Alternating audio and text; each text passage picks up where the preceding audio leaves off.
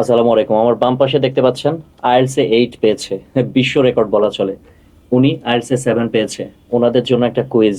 এই যে ছবিটা দেখতে পাচ্ছেন, চেনেন? হ্যাঁ। এই লোকটাকে চেনেন? হ্যাঁ হ্যাঁ, কে এটা? কে? রাজন স্যার। রাজন স্যার। রাজন স্যার? হ্যাঁ। রাজন sir K? Sir, actually he's founder of English Fantasy and also he's a writer for this pre-IELTS book. Pre IELTS book Yes. মানে হচ্ছে আইএলটিএস এর প্রস্তুতির জন্য একটা প্রিপারেটরি বুক। একটা প্রিপারেটরি বুক। আদতেও কি আইএলটিএস এ ভালো স্কোর করার জন্য এই বই কার্যকরী?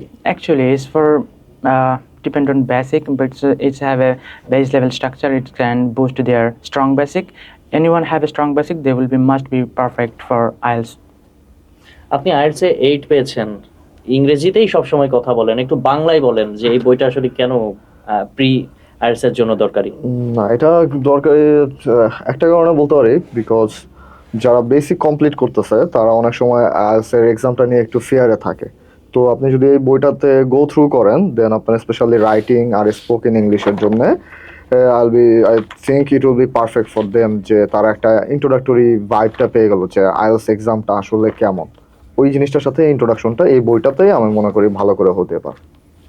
আচ্ছা, আপনারা কি রেকমেন্ড করেন নতুনদের জন্য এই বই? হ্যাঁ হ্যাঁ, হ্যাঁ, অবশ্যই। আমি অবশ্যই রেকমেন্ড করি যারা মানে বেসিক টু IELTS এ মানে শিফট হতে চাচ্ছে তাদের অবশ্যই এই বইটা পড়া উচিত, কারণ এটা তাদেরকে দুটার সাথে কানেক্ট করতে খুব হেল্প করবে। Thank you.